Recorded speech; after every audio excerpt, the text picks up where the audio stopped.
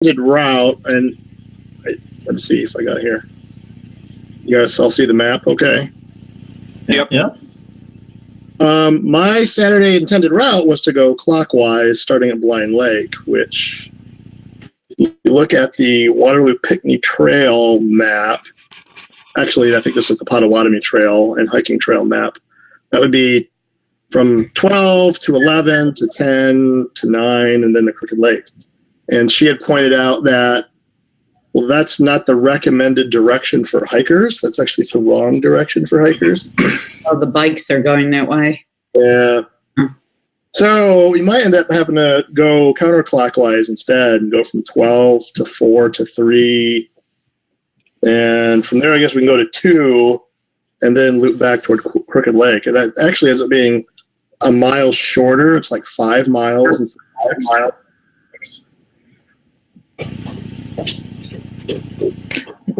How long would it be if we did like 4 to 6 to 5 to 7 to 2? Oh, go all the way around that loop there? I mean, I don't know if that would be too far. I guess I'd have to plot that out. So we're starting at 12. Is that the starting point, Jeff? That's where we'll be camp. 12 is where we'll be camping on Friday night. We'll be camping on Friday night. Okay. So I think it's like 4 miles to that Harding Road from Blind Lake, if that helps your guesstimation. The other thing is that we could do that loop from 4 to 6, but there's a road there. You could take the road instead of kind of trying to go back. I've hiked out there in July when there's bikes, and obviously when you're hiking the opposite direction, it's a lot safer because you can see a bike coming up quickly and step off the trail. Oh yeah. Well, we're going to be a pretty big group too. I don't know how many bikers will be out there, but if it's nice like last Saturday, there could be a fair number. Yeah, I don't know, given the weather forecast and stuff, if people are going to be riding. Yeah. Well, the other option is to do the route that Jeff suggested and then set up camp, hopefully before the rain hits. And then people can day hike if they want. That's true. I mean, that way tents would be, because as of right now, it's not supposed to rain till around 2. So if we could get into camp and get things set up. Then we could do that loop around Crooked Lake or do loops and, nobody has to sit if they don't want. Yeah, we could do that's a good idea. So where is our Saturday night camp again, Jeff? Sorry, from. Can you see the mouse cursor? Oh, right there. Okay. And I did call the office today and verify that all the hand pumps are currently working. Okay. So yeah, something to think about. Just FYI, we'll probably be going counterclockwise toward 4 at least, instead of going clockwise. So 4, 5. That's 4, 3, 2. Finding a place to do a little weekend of backpacking was probably the hardest part of this whole class, just because it's Southeast Michigan. There just aren't a lot of quality trails within a couple hours drive that makes it easy to throw together a short weekend. One of the downsides of living in Southern Michigan, right? Yeah, early. Yep. Okay. Well, any other questions before we get going? Yeah. So what time is everybody getting there? About 7. I mean, that's 7 AM or PM on Friday? 7 p.m. Okay. There should be a page in your binder that kind of lays out the itinerary. Okay.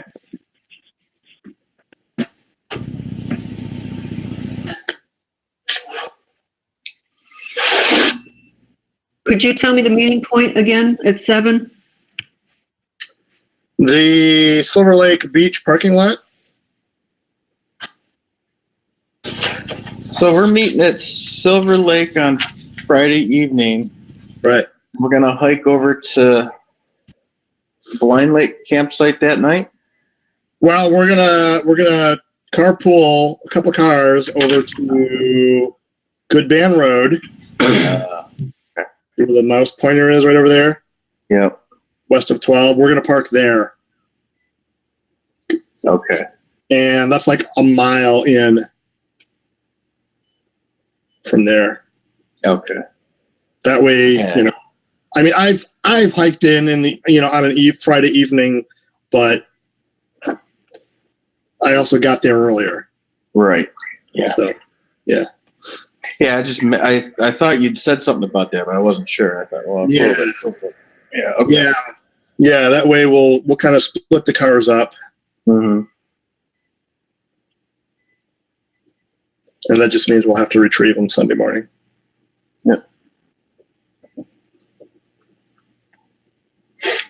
If somebody got there earlier in the day, could they just pack in and wait for everybody?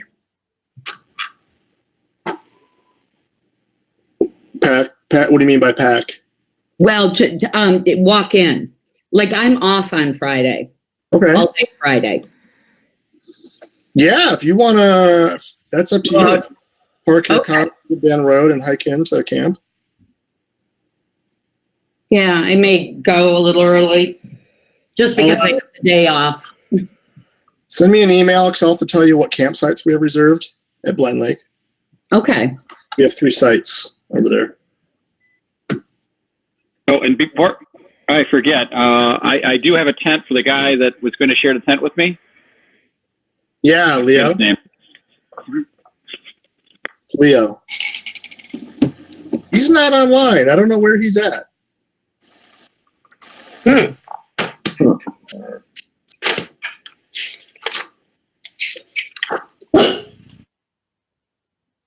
Okay. Well, it's 7:44. I should probably get the ball rolling, huh?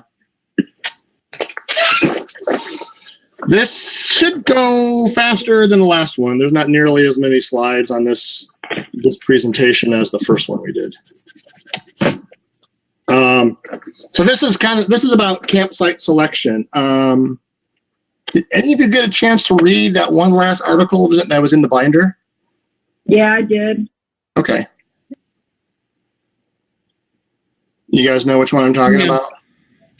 I know which one. I just didn't get a chance to read it yet. No biggie. So there's some overlap. The intent was for that to be background information for this presentation. A lot of started with a bit of just a short trip case study. So, and I've mentioned this trip sort of indirectly a few times last Saturday. In September of 2016, we did a trip up to the Canadian Rockies up in Banff, and did, I think it was 5 days or something like that, through Banff National Park and Mount Assiniboine Provincial Park. And I think it was 2 days before we were due to hit the trail, they got the temperatures kind of dropped and they got a little bit of snow. So this is what our first day on the trail looked like when we got started. So there was still snow on the ground, and that was heading into Banff National Park. Wow, that looks awesome. It was pretty cool. At the same time, wow, we got some snow to deal with today. Okay. Yeah, it smells very cool looking. And I wanted to show you how many people are familiar with Google Earth, by the way. Yeah. I don't know if I can pull this out of the way. Google Earth is kind of a neat desktop-based mapping application. And so one of the tools that I use a lot to research and visualize places I'm going to go hike. And so I've got our hiking route for that trip laid out in here. And just to give you some perspective, Banff is up here. The city of Banff is where my mouse is. You can see that up there. Uh-huh. And so Jasper would be quite a bit further to the north, and Calgary is off to the east. And where those first two pictures were taken is at the beginning of this loop up at Sunshine Meadows. So that's a ski resort, and that's also the trailhead location in the summertime, where you can start and hike into Banff National Park. And then once you pass over Citadel Pass, you're crossing a park boundary into the provincial park. And so this was sort of our whole itinerary, was to sort of do this sort of popsicle shaped out and back type loop. And so this is the kind of place where, you know, all this, you got to camp in designated sites, right? There's no dispersed camping like there are, you know, in some of the national forests and stuff like that. So it was all in the national park, it was permit based. In the provincial park, it was first come, first serve when you get to a site. And I misspelled Porcupine Meadow, but Porcupine Meadow was our first night that we camped. And you can see Porcupine Meadow is like pretty far down in this valley, right? So that's where our first designated campsite was.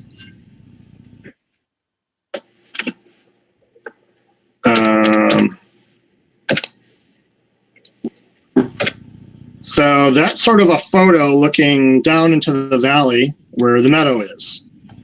And so the meadow is the small meadow down in there. It's surrounded by trees, surrounded by mountains on two sides. The headwaters of the Simpson River sort of start in this area, and there's a creek that flows right by the meadow. Most of the tent pads there are, you know, open to the sky, and like I said, it's a pretty deep valley as well. When you say tent pad, it's a designated, like all the pads there are sort of designated, like, you know, square areas where they've put down 2x4s and kind of filled them with gravel and stuff, and that's where you put your tent. You can't just pick a random spot to put your tent. That's pretty typical. Even within the campsite, you're saying you have to put it on a certain location. Oh, I see. Yeah. Okay. Yep. So that night it dropped to, if I recall, I had a little keychain thermometer, which, you know, plus or minus 3 degrees, right? They're not terribly accurate, but that thing read about 17 degrees that night, like in the middle of the morning, you know, late. And we woke up with frost on, you know, the tent fly. The two guys I was with, Bill and Ted, and Chrisanne remembers this because they had borrowed her water filter and they had left it in the bear locker in the eating area, because this is grizzly country. And so they've got a designated eating area away from where the tents are.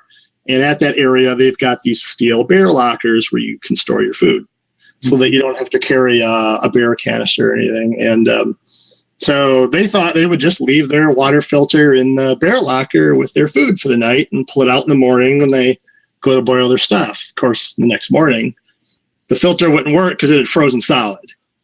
And and I had to remind them, well, so much for that filter, you can't use it after that because the ice crystals can destroy the membrane, and so now you don't know whether or not the filter is actually doing you any good. So it was a pretty cold night. I had that 20-degree down quilt to mine, which, you know, that's like lower limit rating, right? And even with all my layers on, it was a chilly night, I have to admit.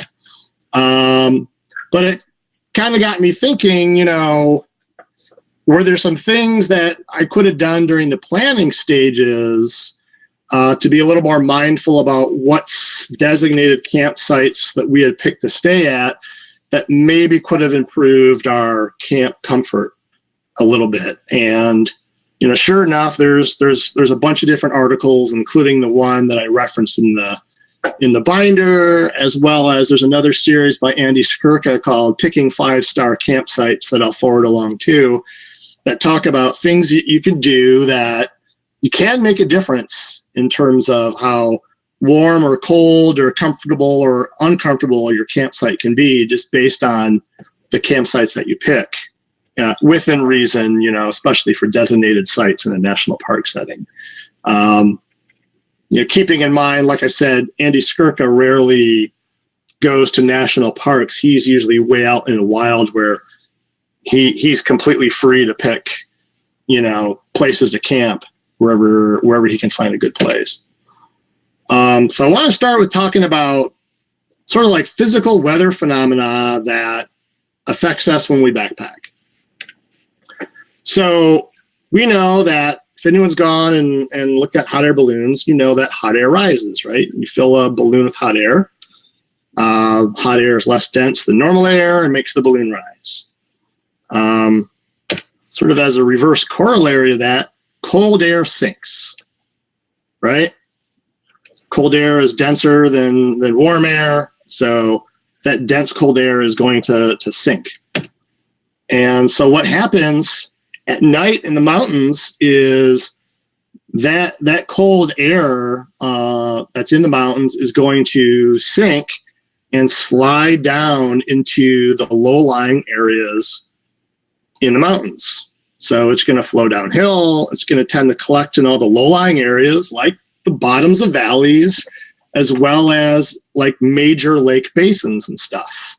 And so those places will tend to be colder at night than places that are a little bit higher up in elevation. I'm not saying thousands of feet, but if you can get a bit off of, the bottoms of, valley floors and lake basins and stuff, you can actually get out of some of that cold air that's pooling down there in those low-lying areas.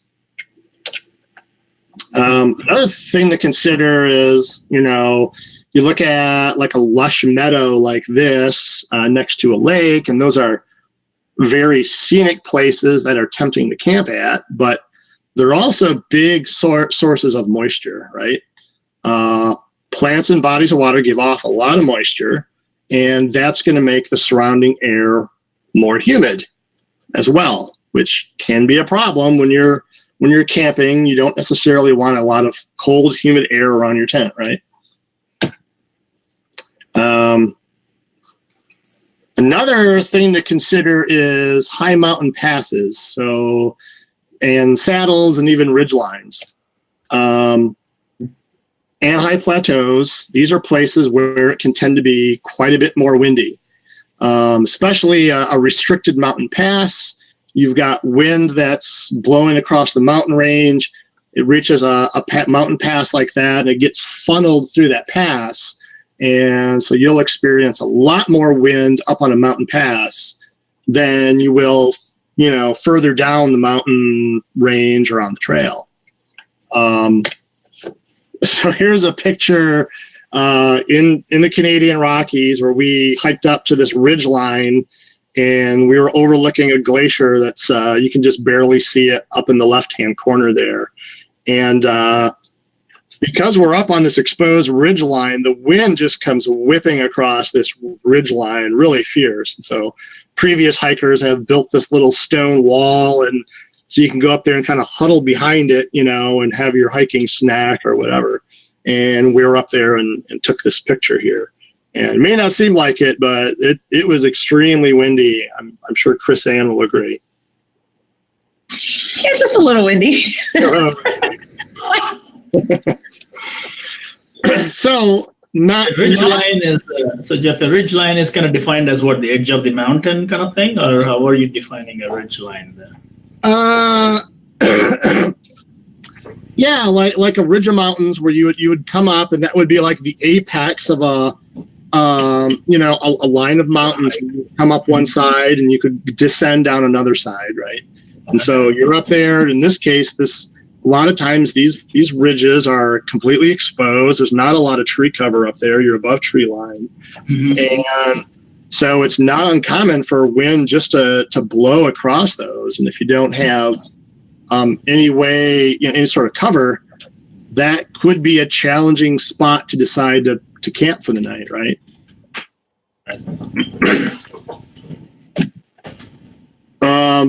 So next, let's talk about some methods of heat transfer. And this is where, like I warned in the first lecture, that we'd get a little technical with some stuff. And, sometimes you have to have a little bit more technical knowledge.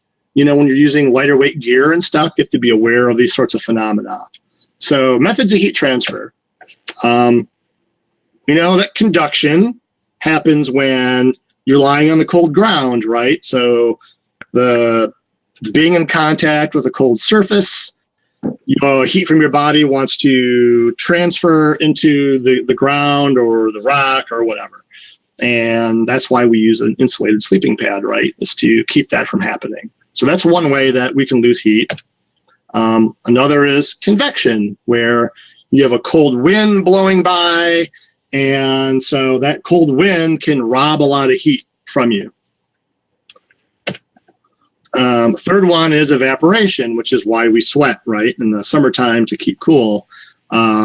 As water evaporates, it has a cooling effect, and it cools you off. And the fourth is radiation. And we know this most as the radiation that comes from the sun. You go on a nice sunny day, and you can feel the heat given off by the sun's rays as it warms you up. But it also works in reverse. So on a clear, starry night, things like the surface of your tent will see the coldness of outer space and will actually radiate the heat from your tent fabric out into space.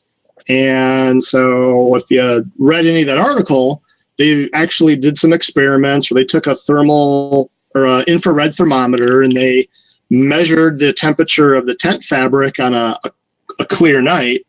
And the fabric itself can actually get significantly colder than the surrounding air temperature. And that's because of radiative cooling. Okay, the sort of property where a warm material will radiate its heat out in space. And that's also how those silver mylar blankets work, right? You wrap them around you, and that silver reflective surface reflects that radiative heat that you are giving off back to you to help keep you warm. And it also blocks wind too. So there's two things going on there, but that's radiation, radiative cooling. So 4 ways, and the radiation one is kind of important. And we'll talk about how that plays into some of this in a minute. So then there's condensation. Condensation, one of the least nice thing, the worst things we want to see happening on the inside of our tent flies is a lot of condensation when we wake up in the morning, right? So how does condensation work? We know that warm air can hold a finite amount of water vapor. When the amount of water vapor in the air is at its max, they say that the air is saturated, right? And the current amount of water vapor in the air relative to that saturation point is what we call relative humidity. So if we're at a 100% humidity, then that means the air is completely saturated. It can't hold any more water than it already is. And bad things start to happen. So the interesting thing is, as air cools, its ability to hold onto that water decreases. So if you've got some warm air and it's got a bunch of water vapor, like it's holding on to water, and the temperature starts to drop, then the relative humidity actually will increase. So as the temperature drops, relative humidity goes up. And if the air temperature drops to where the relative humidity becomes 100%, that's when water droplets will form on surfaces like your tent or grass or any other surfaces that are cold enough to have water condense on it. In the case of the picture, you have a a cold beverage. So you've got some warm air that comes in contact with that cold beverage, just the glass that's cold in the bottle. That air will cool enough to where the water droplets will form condensation. That temperature is called the dew point. So this is a weather.gov graph for Pinckney starting Friday. And there's a couple lines I want you to look at. So the red line is the temperature forecast, right? So it starts at about 47 degrees on Friday evening. And that's the temperature forecast. And it drops to a low of about 38 Friday night. The other one to look at is the dew point, which is the green line.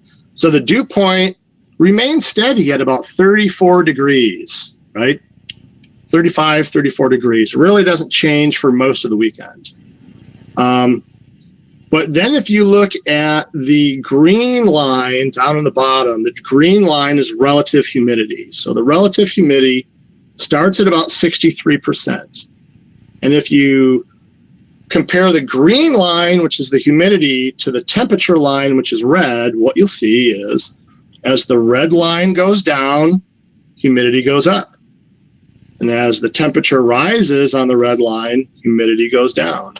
Okay, so that's that phenomenon where as air cools, relative humidity increases.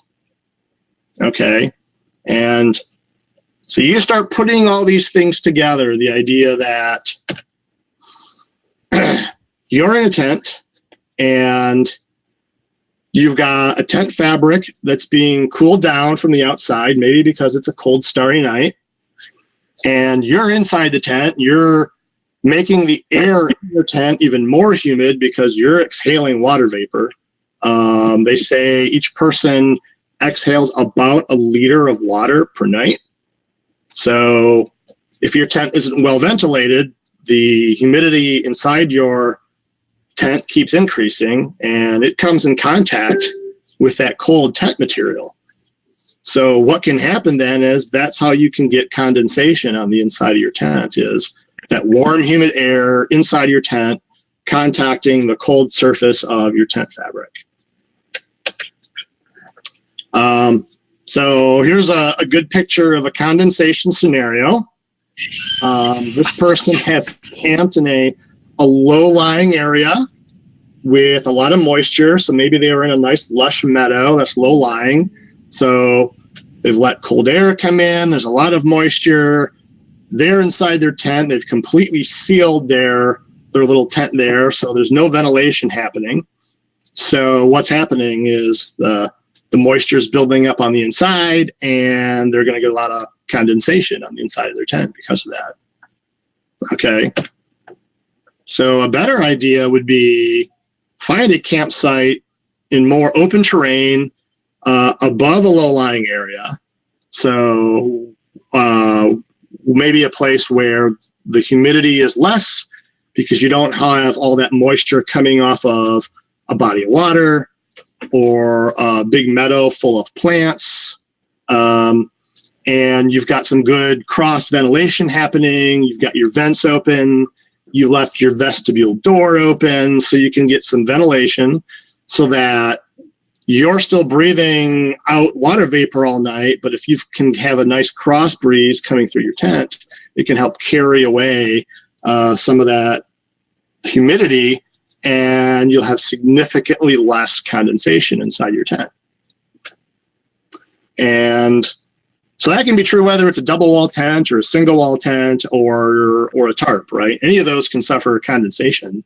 And even in a double wall tent, it can be a real drag to wake up in the morning and the fly of your tent is soaking wet from condensation on the inside. And now you've got to pack that thing up or wait for it to dry before hiking further down the trail. Are you saying you want to leave the tent door open? Yeah, if it's a nice night, why are you zipping up? It's a cold night also? I mean, I guess it depends on the temperature outside, I guess. Yeah, and sure, you might get, 5 degrees or more of temperature inside a tent that's completely sealed up. But if that means that you're going to wake up with a ton of condensation in the morning, is it really worth it? Yeah. Especially in cold weather. Right. Yeah, I remember in mountaineering practical, we woke up and we had frost on the inside of our tent. Yeah. Yeah. We, out at Nordhaus Dunes, we have these heavy tents that aren't well ventilated. Right. And we bundled up at night, and sure enough, all of our breath vapor just condensed on the inside and froze. Yeah. Yeah. So here's another goofy little drawing with two possible tent locations, right? One tent is right down by the river in kind of a low-lying area in the mountains, and it's in this meadow by the water. It's low-lying. It's open to the sky. The other option might be to go up on the hilltop in a little stand of trees further away from the water, and where maybe you've got some tree cover above you too. Because like we said, that some tree cover above you can help prevent that radiative cooling from your tent material too. So that's another good way to provide a little bit of a warmer environment, is if you can get under some trees, that can actually help the condensation issue too.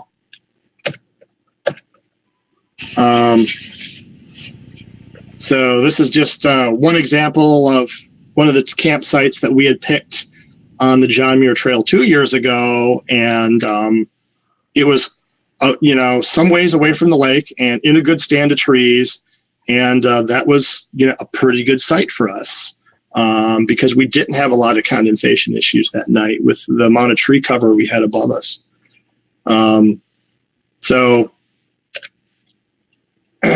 Jeff, is that because the trees are not only say conducting the heat, but there's less likelihood that your heat is just going to go into the air? I mean, wouldn't you still be losing heat?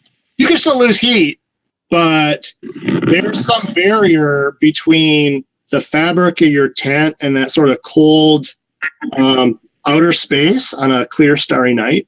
Oh, okay. Kind of like when there's cloud cover, it's not as bad. Right. Yeah. Cloud cover is different because cloud cover is kind of like an insulating blanket, right? Okay. If you've ever been stargazing, you've probably kind of noticed that those clear, starry nights are the ones that are the coldest. And because, again, you're standing out there too, and, in your jacket or whatever, and you're radiating heat out into the sort of the coldness of outer space. But if you're standing under trees and you've got sort of like a blanket between you and the open sky, that helps keep the fabric of your tent warmer. So, the gist here is, when looking at campsites, to avoid, picking a site that's down in a valley like I did in Canada back in 2016, or in a significant lake basin where the cold air collects. Stay away from the damp meadows and avoid tent setups where you've got poor ventilation, right? Hilltops or benches, a little bit elevated up are nice. Locations to look for. Breezy areas are good, to have a little bit of ventilation, a little bit of breeze moving through your tent. And they have a tent set up with good airflow. Typically for me, I will try to leave at least one vestibule open at night unless I expect stormy weather coming in, just to promote some airflow through the tent. It's pretty rare for me to completely zip up our vestibules when we're backpacking at night. So how can we kind of put this into practice, like in the planning stages of a trip? How many of you have used the Caltopo website before? Very many? I know. A couple of people have. I have tried, but not very successfully. Okay. So this is probably, and I've used, in the past 10 years, I've probably used just about all the old, Windows PC based mapping tools that had been on the market back in the day, right? There was Delorme had, I think, Topo North America. National Geographic had a Topo ! program, and maybe there were one or two others out there. And I think this web-based caltopo.com has become like the premier like mapping tool for outdoor enthusiasts now. And so this is kind of what it looks like. There's a lot going on here at the Blind Lake one. On the left, you'll see the different trails that I've created, as well as waypoints or markers for campsites. Those will all be listed. Up in the right-hand corner, there's a list of different layers that you can select to view as the map. So I can go to the old-style USGS maps, like we talk about in the basic land nav class. I can even go to the Google-style, map that you would use for road navigation. The map builder topo is sort of a layer that he's created that shows a lot more updated trails on it than many of the USGS maps will have. You remember, a lot of the USGS maps have old trail data on them. Another cool one, though, let me see if they've got it in here. Up here at the top where there's a search bar, and you can search for places just like you would if you went to Google Maps, right? So if I put in Pictured Rocks, Michigan, here's Pictured Rocks.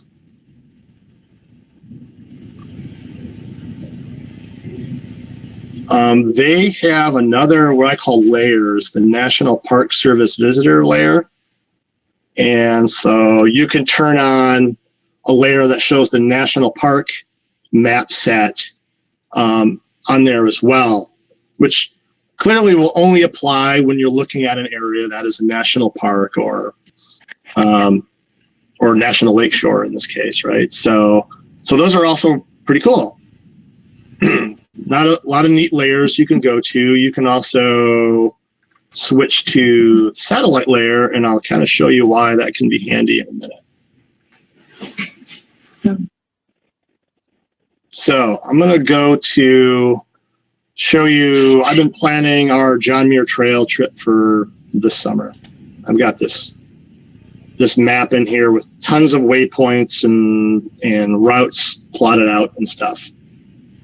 One of the things I also have in here, if you see on the left there, there's a list of waypoints called the Wenck waypoints. So Elizabeth Wenck is an author of a series of guidebooks for the John Muir Trail, and she's got this data book where she had taken notes along the John Muir Trail and said, hey, at this location, there's a campsite that can hold 2 tents. Hey, here's a good spot to get water, and so forth. And so you can get this data set from her, and I've taken that data set and plugged it into my trip map for planning this area as well. So let's say,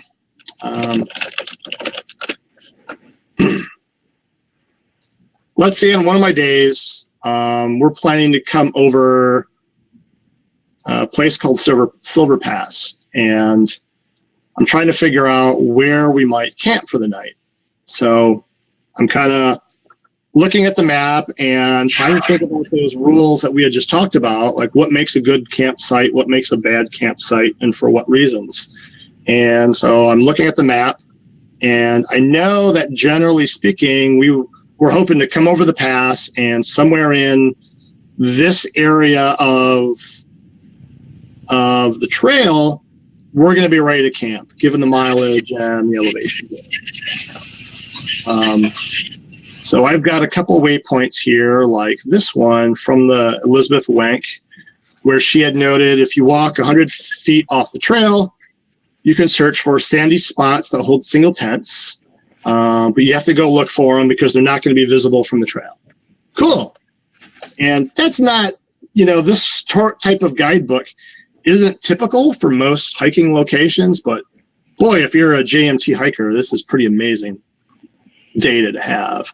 So, okay, I mark that. So now what I might want to do, I'm looking at the topo, and it looks like the topo lines make it look like it's fairly flat. I can go to the satellite view and start poking around and say, well, yeah, it looks like there's the potential to have some flat sites out there. Not a lot of tree cover. So maybe I'm thinking about that, okay, am I concerned about that? If I don't have tree cover, is that going to be a problem? If it's a clear starry night, are we going to have, some condensation issues just because the tent fabric's going to get really cold and so on? So I might think about that.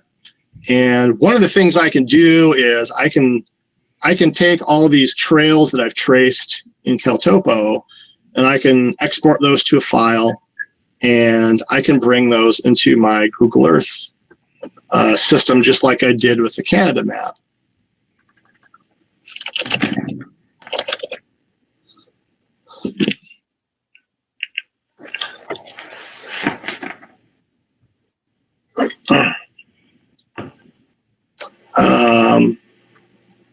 Hey, Jeff. Yeah. Yeah, I missed it. Maybe I didn't hear you or not. But did you say those WANC waypoints? Did you put those in there, or is that? I had to copy and paste them from a spreadsheet that she published online. Okay. So I had to create the waypoints and make sure the latitude, longitude numbers were correct. Mm. So here you can see I've got the same trail traced out in Google Earth that I had in the map, and this makes it a little easier to sort of visualize, what's going on. If I compare that to here, so the trail colors are the same, right? Here's my orange route, and I got kind of a messy looking set of red routes here. And if I go back to Google Earth, here's the orange route coming down from the pass. And this here was the area where she was saying to look for sites, and it looks reasonably flat. But again, maybe I've got some concerns. Maybe I'm looking at this, I'm like, well, what about this hilltop over here? It looks like there's some trees. Google Earth doesn't do a great job of rendering the trees. It looks like there's a flattish hilltop north of the trail. Maybe when I get there, if I don't like what I'm seeing in terms of campsite availability here, maybe I can explore this hilltop. Maybe there's some sheltered spots up on the hilltop where would make a good camp. Now, someone else had suggested, going back to the map. So what are you going to use on the trip for reference? Will you print this out or just make notes on your topo? Yeah, I would have a printed copy of this and, some notes on there and stuff like, hey, this is, my primary selection. And if it doesn't look great, maybe I should look at these other places depending on how people are feeling, right? Mm. So someone had said, hey, they had camped down at Lake of the Lone Indian and that they really enjoy camping there. Well, what's that like? So I don't know that I want to camp right next to the lake because, right next to the lake could have some humidity issues. But if I go down and look at Lake of the Lone Indian, there are a couple kind of cool looking, like over here are these two hilltops that are above the lake, and this one's reasonably flat on top with some open spaces, but it's also got a little bit of tree cover. So again, depending on what my options are, I may consider that as like a choice, number 3, right? If things don't pan out elsewhere, maybe we come down another mile down this trail and check out these little hilltops next to this lake, looking for a campsite. The last place I might consider, one of the other places that was in there in the WENC data book was this site here, just a little bit further down the trail and downhill, another mile along the trail. And it said her notes were that there were several big sites beneath scattered lodgepole pines. But to the edge of a marsh. So that kind of concerns me a little bit. And so I'm going to go take a look at that on the map as well. And that was right here in the bend of the trail. And we can even kind of see that marshy area, which is this sort of mottled green and brown area in the satellite imagery. And the campsite was like right in here, just off the trail. So it sounds great that there's some good coverage a little bit further down, the trail in the trees, but I might be a little nervous about camping there if it's right on the edge of that marshy area, right? Because I'd be concerned about dealing with that kind of humidity overnight. So these are the kind of things that are going through my head these days when I'm planning a trip and thinking about, each night, where's a good spot to make camp? And so I may pick this is my first choice, this is my second choice. But I think there still has to be some flexibility, because what looks good on Google Earth when we get there in the real world, maybe like, gee, the imagery looked great on Google Earth and on the map, but this is a terrible place. Maybe for some reason the wind is just whipping across this location or whatever, and I need to move on to my second choice or even my third choice of campsites to find a spot that's more comfortable, where we're not going to be cold or have a lot of condensation issues or something like that. Quick question on that site selection. I've heard, not to camp in the low areas, and you're talking about camping on top of the hills, but I thought I had read somewhere that it was more like partway up the hills so that you're not right on the very top for the wind. Well, you certainly don't want to be like up on the mountaintop, right? Or up on like the very top of the pass. Okay. Yeah. 'Cause like I said, that's been our experience too. Like on the top of most of the big passes, it's extremely windy and cold up there. Donahue Pass was cold. Goodale Pass was cold. Last time we were out, Island Pass we actually camped in Island Pass, but our tents were kind of sheltered between these two like long mounds of stone with trees growing on them. Mm-hmm. And I think just because Island Pass wasn't a really narrow pass and it wasn't really high in elevation, I think it's only 10,000 feet. It was actually a pretty good site. So it's more a matter of degrees, where the top of a hill isn't so problematic. It's just more top of mountains. Is that what you're saying? Yes. Yes. Okay. All right. Yeah. Okay. Definitely. Thank you.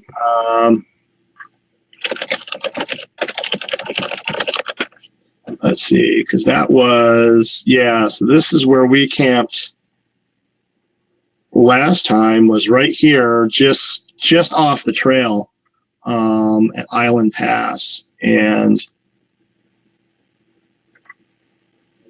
that was at 10,000 feet, whereas Donahue Pass, which is a little further north, is like 11,500. So this was a much lower pass.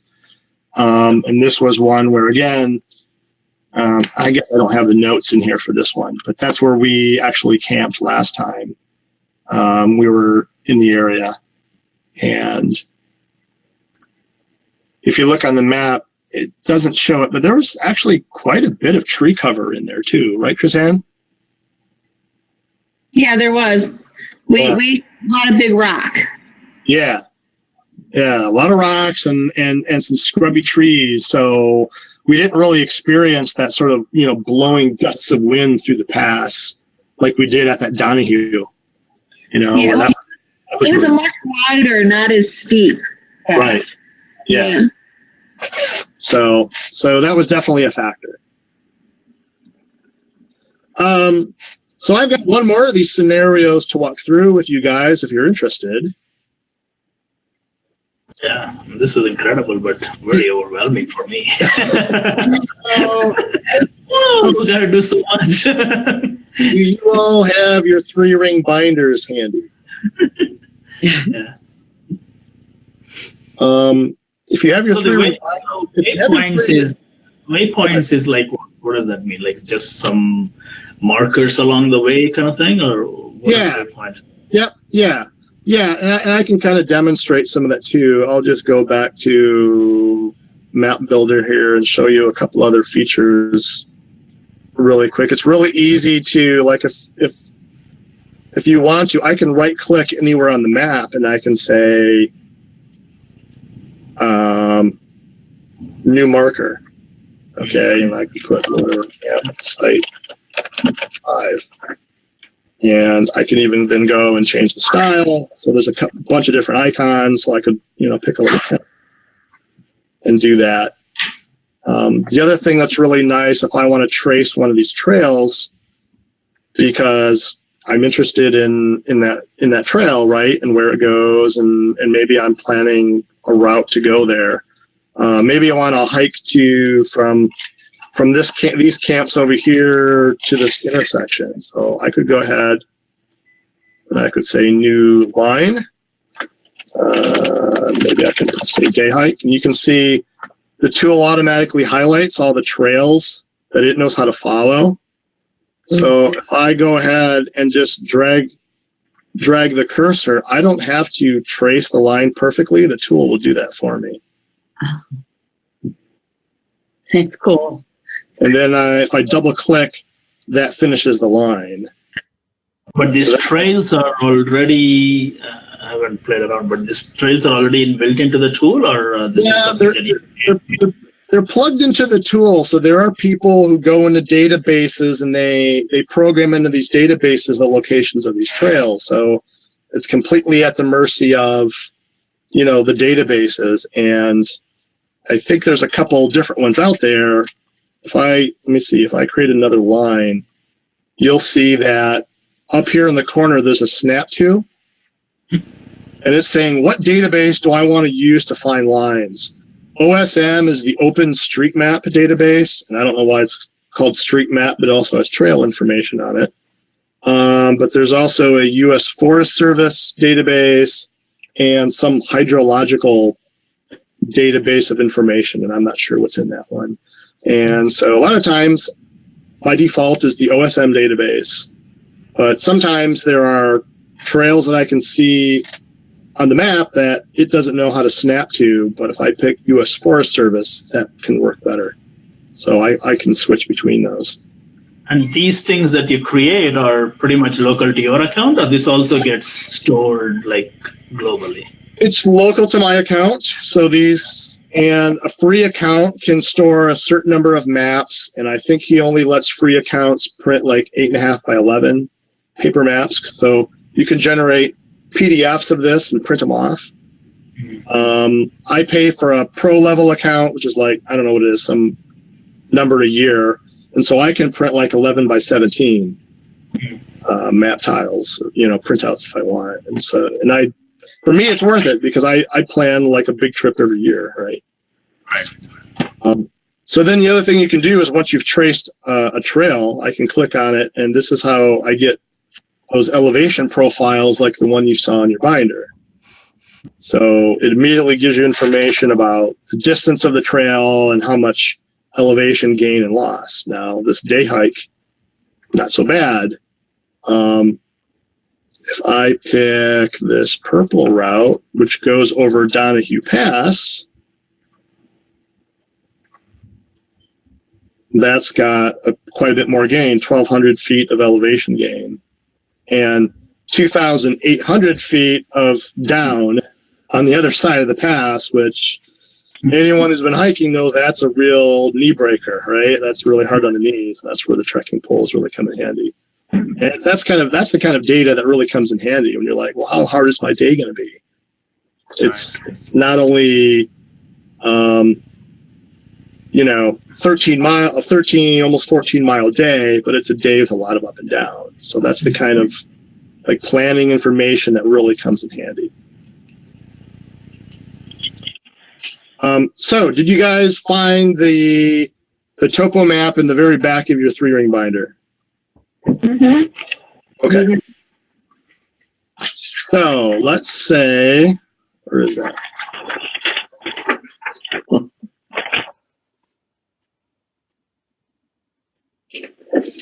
Let's say we're back in Cirque of the Towers. And we're coming over, shown here. Maybe I need to switch to the U.S. Forest Service there. Okay, I'm coming over Jackass Pass. Stack another layer and put shading on, just so it's easier to read. It's called Jackass Pass, really. It's called Jackass Pass. Yeah. Chris Ann and Jeff Zabel know that pass pretty well, don't they? We did. You have to be a jackass to want to go over it more than once. I went over it 3 times. So let's say you're coming over Jackass Pass and you're hiking past Lonesome Lake and you're thinking about, well, sooner or later I've got to make camp, right? And you're looking ahead and you know that you're going to circle around this way. And so you've got 3 possibilities you're thinking of based on things you've seen online and, you know, different people have said, oh, camp here, camp there. So camp 1 that you're considering is down here. It's Lizard Head Meadows. Okay. Camp 2 is up here at Bear Lake. And camp 3 is up here, up on the Lizard Head Trail, where you're like, well, it's kind of flat. It looks like there might be some water running, a creek running by, so maybe that's a good spot to look for a campsite. So what sorts of factors would you think about in pros or cons for each of these 3 sites?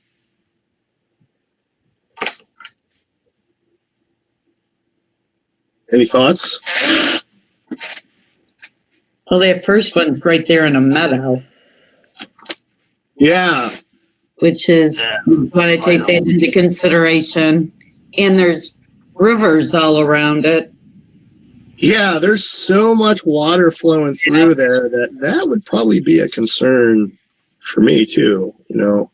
Wouldn't run water, but I mean, even looking at the way it's, you know, the satellite is, there's a lot of like, not trees, but like marshy looking vegetation and water in that area.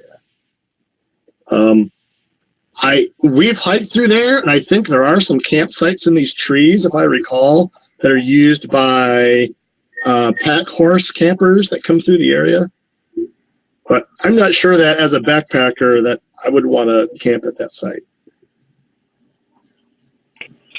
Unless it's a nice breezy day, right? Yeah, maybe. I know when the first time we were in there, we were camped, I think, somewhere in this area.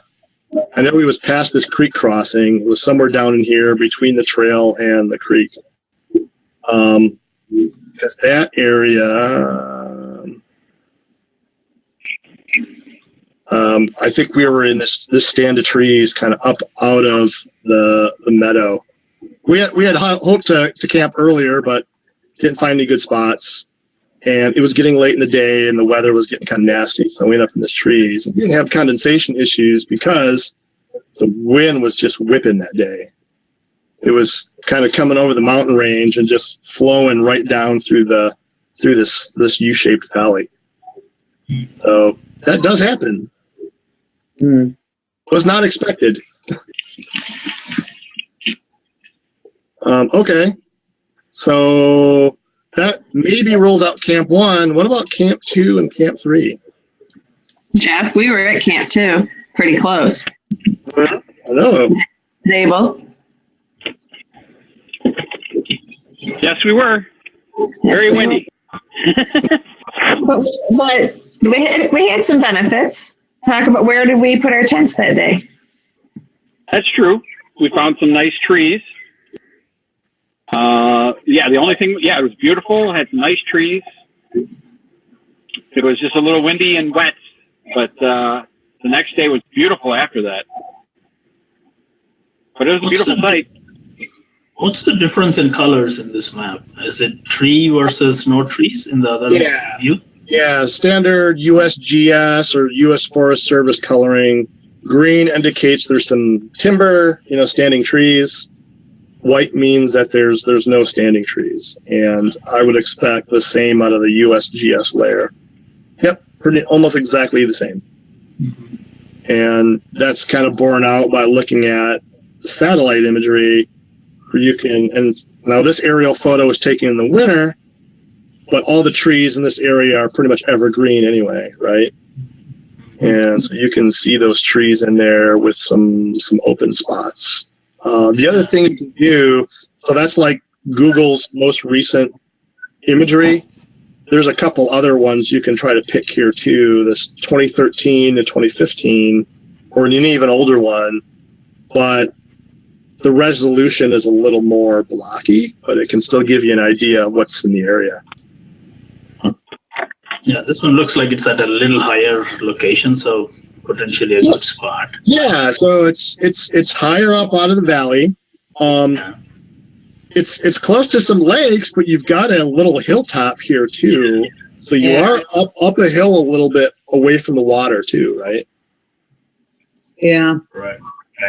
Yeah. So looks like a spot. not bad.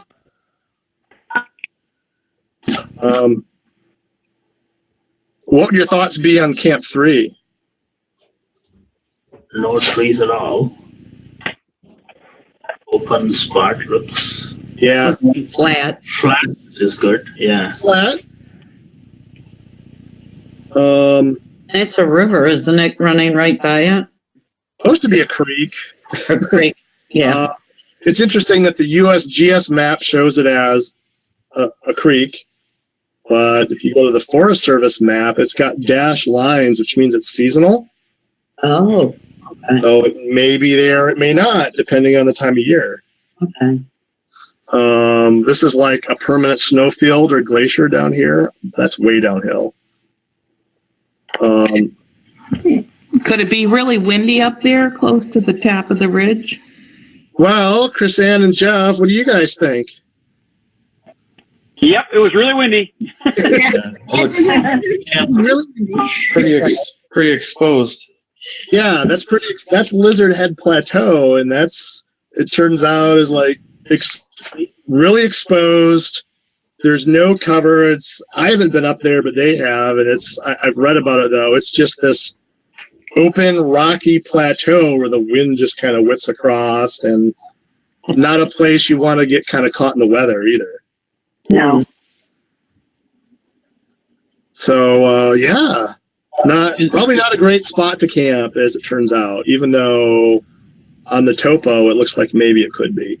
Is that 11,000? Is that the feet or is it Yes. height? Yes. So it's already 11,000 feet high, that particular location. High. Yeah. So, and then this you camp scroll 2 down was like a bit, Jeff? 11,000. What's that, Tim? Can you scroll down just a bit so we can see this trail? It looks like there's a pretty good climb just to get there. Oh yeah, it's a monster climb off of the trail near Bear Lake to get up there. But that's a huge climb. And Wow. I know that when Chris Ann and Jeff were there last year, they went the opposite way. So they came clockwise and they came down this trail. Came down in a storm that knocked me off my feet. Wow. Uh-huh. But yeah, when we were camped there in 2015 at Camp 2, we saw hikers going up that trail because it's right across from camp. It's like, holy cow, that's a monster climb getting up there. Well, I was just thinking, if you're trying to choose between these campsites, and if you're coming upon these at late in the day, you might just choose to stop at number 2, even if it's not ideal, because if you have to go up that big climb, man, that's going to. Oh, right. Yeah, absolutely. Yeah, I mean, time of day is definitely a factor. How tired is your crew looking? If they look like they're going to mutiny if you suggest 3-4 miles of hiking to the next good-looking spot, Yeah. That's definitely a factor. And I think someone had told us that the next really good site was over here at Valentine Lake somewhere. Yeah, we stayed there. Valentine Lake was pretty, but you also have to know the area. Remember, the winds always has weather. Yeah. So You have to get over those passes early. Did you guys camp over here on this hilltop? Yes. That's what I figured. Yeah, that's where I would camp. Well, there was a lot of area that was being renovated. You know, if you weren't allowed to camp there, they were trying to let it grow back. So the Forest Service had kind of like taped off or signed off some sections. Yeah. Okay. Cool. So so that's, you know, it's I think it's more of an art than a science. It's not easy to, you know, sort of look at the maps and interpret the data and always be like, yeah, that's going to be a perfect campsite, right? But yeah, try to make some good educated guesses and, you know, hope for the best. But I think that's, to me anyway, that's kind of the fun of going out to places like the Winds, where your ability to pick a campsite is wide open versus, you know, like the national parks, where you get a permit that says, you know, on Monday you're going to camp here, and on Tuesday you're going to camp here, and Wednesday you're going to camp there. I mean, that's cool too for its own reasons, just knowing where you're going to be. But there's certainly some attraction to the sort of choose your own adventure of, you know, wide open wilderness areas like this. So you can camp wherever out there? You don't have to stay at the campsites, or? There's no designated campsites in the Winds. Oh, wow. Yeah, it's just national forest and wilderness area. Yeah, no permits needed. You just go out. Yeah. So those 3 locations that you mark there, what about those? Like, somebody marked them, or you? Okay. Yeah, just doing different research. I mean, Camp 3 I made up. I mean, that was, you know, I just made that one up, and I knew that was like a bad choice, right? But it was interesting for the conversation. But Camp 1, you know, when I was out there, I knew that just doing the research and some guidebooks and stuff, that this was an area where the horse packers camp is right around this little lake and down at Lizard Head Meadow. And one of the guidebooks said, yeah, definitely there was good camping up near Bear Lake. And sure enough, there's several areas back in there, you know, where you can camp. If you go back to this saddle, not that one, the other one. We camped here. When we were there, we camped up here, which is like the hilltop of the flat area.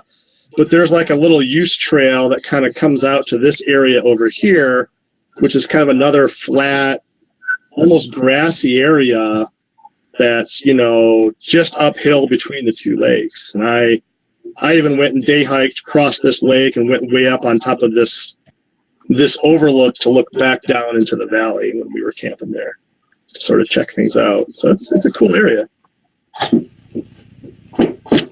Never saw a bear, so even though it's called Bear Lake, I didn't see a bear.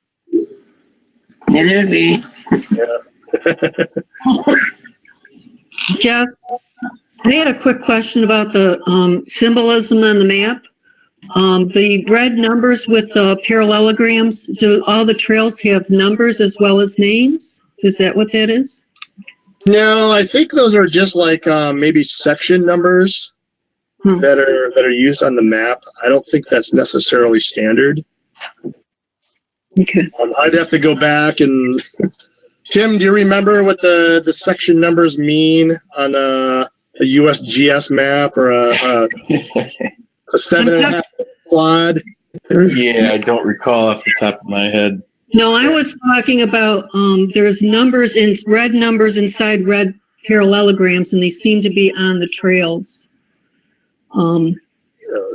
Let's see. I can't see it on the screen, but was it maybe on a different layer? It's on my map that I'm looking at too. My paper map has it on. Was I maybe on the USGS? Oh yeah. There. I have no idea what those are. Maybe. It looks like they're trail numbers or something, because they seem to go along with the trails. Yeah, maybe the Forest Service uses those to know different trails. Okay. Thank you.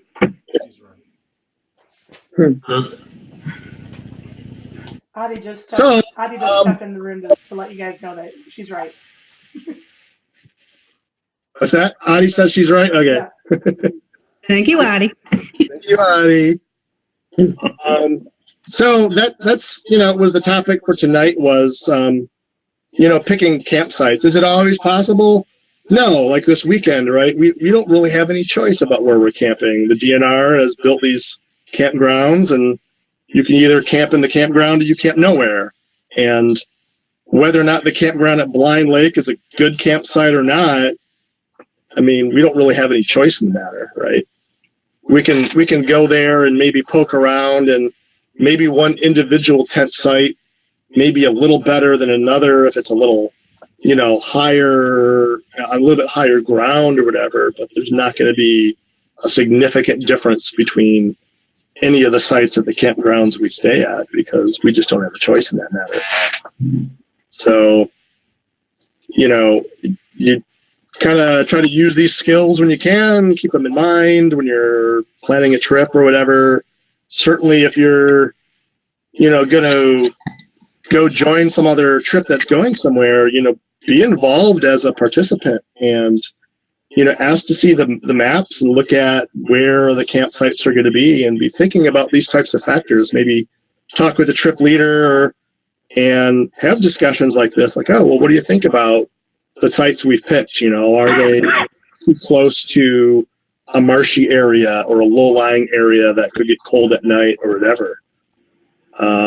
Because even with a double-walled Big Agnes tent, it could make the difference between having a chilly night and maybe having a less chilly night, or waking up with, a tent fly that's soaked in condensation and one that's a little drier. So, Jeff, if it was really warm, would you just reverse your decision on where you're going to camp? Would you want to be closer to a lower level where it will cool down because it's been so warm during the day, or not necessarily? Maybe. I might also think just about being up. Maybe I'd pick a place that's a little more out in the open, that's breezy at night. Yeah.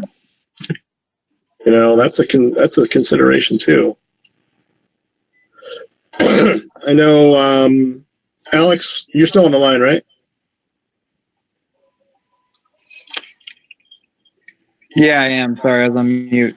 No, that's all right. I know you were talking that on your High Sierra trip that you had some pretty hot days, but even on those hot days, especially up in the mountains, it cools off really fast after sundown, doesn't it?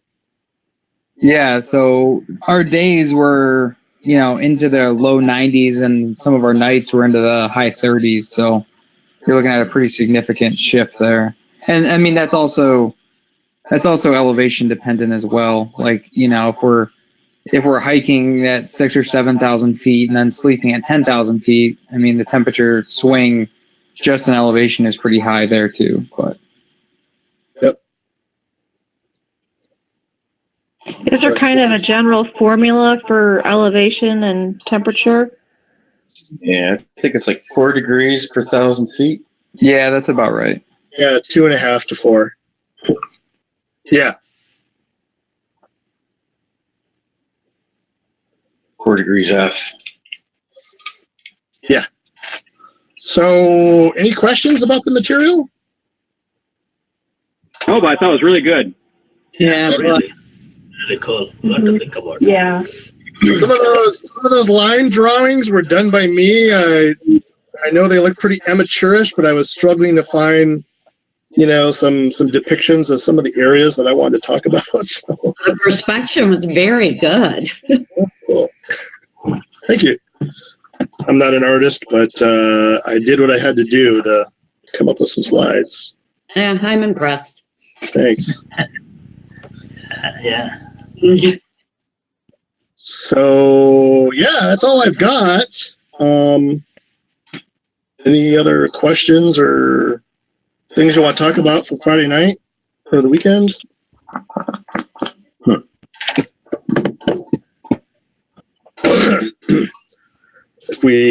I think the day hike, day hiking after we get into camp is a good idea, or if someone wants to bring a deck of cards or something, depending on what the weather's like. Yeah. Is somebody bringing a tarp or something to cook under, or? Chrisanne and I were talking about that. I've got the 2 solar 12 by 10s. I could grab one of those. I mean, I could grab them both and have them in the car. You know, someone else. I also have a rain fly tarp. Yeah. If you want me to bring it. The solar ones are pretty heavy. I have a lighter one that's an 8 by 10. We would have less coverage. Just got a pretty big group, so maybe the 12 by 10 is the one to bring. Right, or a couple of them. Yeah. Yeah. Mine is 19.4 ounces. And I'm trying to find the size. You don't have the size. It's probably like, I don't know. I'd have to go downstairs and look at the box. Okay. I'll put it in my car if you need it.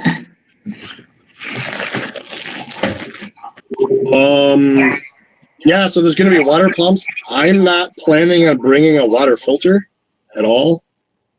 I will probably have chlorine dioxide as a backup, but I mean, honestly, it's not like we're going to be doing a lot of filtering out of the creeks in the state park anyway, right? Right. There'll be a hand pump at each campground. Okay. Yeah, and I think if you're doing only 5 to 7 miles hiking, I think a bottle of water. Right.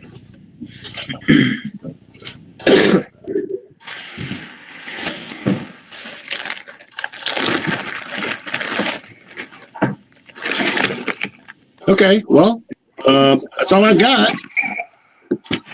This is really cool, really useful.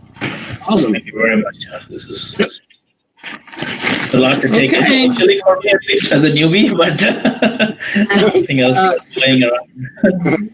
Yeah, so some of this you gain an appreciation for over time. I can't argue with you there. Just means you Jeff, good material. means you need to go on bigger trips, Bhargava. Yeah, this also means that it'll be very much longer before I go solo. I'm always going to be in groups with you guys, it looks like. So. Right.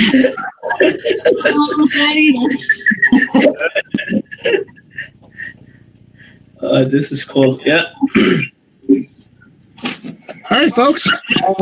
You can sign off and have a good night. Friday. Cool. All right. So, Jeff, hey, Jeff, Like beach parking lot. I'm here, Tim. The Silver Lake Beach parking lot. Or give me a call, I guess, after work tomorrow. Yeah, you want to do it after work tomorrow? Yeah, that's fine. I've got, I got to check. I'm probably going to do a fitness class. I think it's per hour. We're going to do a fitness class probably at 7:30 p.m. Okay, that's fine. Yeah, whatever works, because I got tomorrow off, so I'm flexible. Yeah. You got both Thursday and Friday off? Yeah, I took a day off tomorrow. Nice. Yeah. Okay. Yeah, I got Friday off, so I'll have all morning to sort of get my stuff packed and put together and stuff. Right. Yeah. Cool. Yeah, we can just message or whatever. Yeah, that sounds good. Okay, great. Cool. All right, thanks, man. All right. See you guys. Yeah. Bye. Thanks, Jeff. Bye. Bye.